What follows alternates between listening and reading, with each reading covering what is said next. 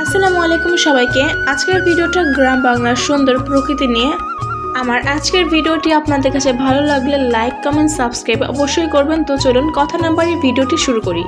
Recently আমি আমার খালামণির বাসায় এসেছি। আমার খালামণির বাসার ওইখানের গ্রামের দৃশ্যগুলো অনেক বেশি সুন্দর, তাই আমি ভাবলাম যে এটা আপনাদের সাথেও শেয়ার করি। দেখুন এই পাশে কি সুন্দর সরিষা ক্ষেত, আর এটা কিন্তু অনেক বড় একটা সরিষা ক্ষেত। দেখতে কিন্তু অনেক বেশি সুন্দর লাগে, চারিদিকে শুধু সরিষা আর সরিষা।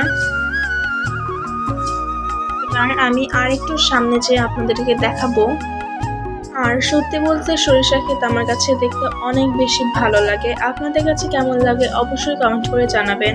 এখন দুইটা ভেড়া আর এখানে একজন বসে কাজ করছিল। আমি এখন যে জায়গায় এসেছি ওই সামনে কিন্তু একটা বিল রয়েছে। আপনারা যে দেখতে পাচ্ছেন দূরে কুয়াশায় ঢেকে আছে মনে হচ্ছে, ওগুলোও কিন্তু গ্রাম। আমি এর আগের বার যখন আমার খালামণির বাসায় এসেছিলাম তখন কিন্তু এই বিলে অনেক বেশি পানি ছিল, কিন্তু এইবার এসে কিন্তু দেখলাম বিলে বেশি পানি নেই। বর্ষার মধ্যে কিন্তু এই বিলে অনেক জাল ফেলে রাখে, আর কিন্তু মাছও ধরা পড়ে অনেক। এই জায়গাটাতে সরিষা খেতে বেশি। এই পুরো জায়গাটা এখন আমি আপনাদেরকে দেখিয়ে দিচ্ছি। দেখুন কতটা বেশি সুন্দর, চারিদিকে শুধু গাছপালা আর ক্ষেত। গ্রামের এই সুন্দর সুন্দর প্রকৃতির দৃশ্য দেখলে মনে হয় গ্রামের মানুষের জীবন খুবই সহজ, প্রকৃতির সঙ্গে মিশে আছে। এই গ্রামটা আপনাদের কাছে কেমন লাগছে অবশ্যই কমেন্ট করে জানাবেন। আর সাথে এটাও কমেন্ট করবেন যে আপনাদের গ্রাম ভালো লাগে নাকি শহর ভালো লাগে। দেখুন এই জায়গায় একটা বিড়াল ক্ষেতের মধ্যে ছিল, আর আমি প্রথমে দূর থেকে দেখে ভেবেছিলাম যেটা হয়তো শিয়াল, কারণ এই গ্রামে প্রচুর শিয়াল রয়েছে। সেটা সন্ধ্যা হলেই বোঝা যায়, চারিদিক থেকে শুধু শিয়ালের ডাক শোনা যায় এখানে। আর ক্ষেতের মধ্যে দিয়ে যে এই রাস্তাগুলো আছে না ছোট ছোট, এই রাস্তাগুলো দিয়ে আমি একদমই হাঁটতে পারি না, শুধু পড়ে যেতে নেই। এই রাস্তাগুলোকে মেবি আইল বলে, মানে ক্ষেতের মধ্যে দিয়ে যে রাস্তাগুলো থাকে সেগুলোকে আইল বলে। এই ভিডিওটাতে আপনারা সরিষা ক্ষেত বেশি দেখতে পাচ্ছেন, কারণ এই জায়গাটার চারিপাশেই কিন্তু শুধু ক্ষেত আর ক্ষেত। সরিষা ফুল আপনাদের কার কার কাছে ভালো লাগে অবশ্যই কমেন্ট করে জানাবেন।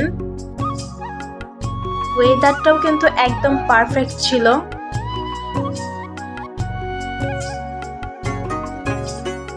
এখানে হঠাৎ করে সরিষা ক্ষেতের মধ্যে আমরা একটা শিয়াল দেখতে পাই। আমি আপনাদেরকে একটু জুম করে দেখাচ্ছি, আপনারা দেখুন।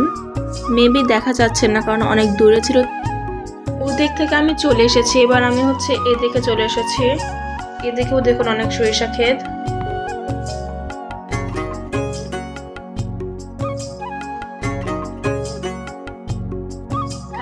আমার মনে হচ্ছে আপনারা সরিষা ক্ষেত দেখতে দেখতে বোরিং হয়ে যাচ্ছেন, তাই আমি এবার বাসার দিকে যাচ্ছি। সরিষা ক্ষেতের এখানে আর থাকবো না, এবার অন্যান্য গাছপালা দেখাবো।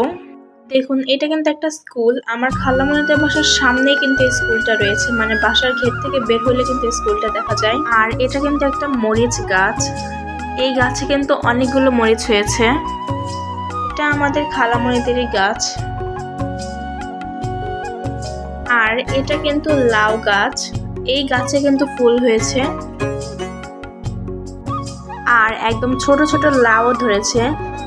এই যে দেখুন, লাউটা আমি হাত দিয়ে ভালোভাবে ধরলাম না, কারণ লাউটা হাত দিয়ে ধরলে হয়তো বা পরে ভালোভাবে বড় হবে না বা নষ্ট হয়ে যেতে পারে। তাই আমার খালামণির বাসায় কিন্তু অনেক রকমেরই গাছ রয়েছে, যেমন অ্যালোভেরা গাছ, লিচু গাছ, পেঁপে গাছ, তারপর পাথরকুচির গাছ, বেল গাছ, আম গাছ।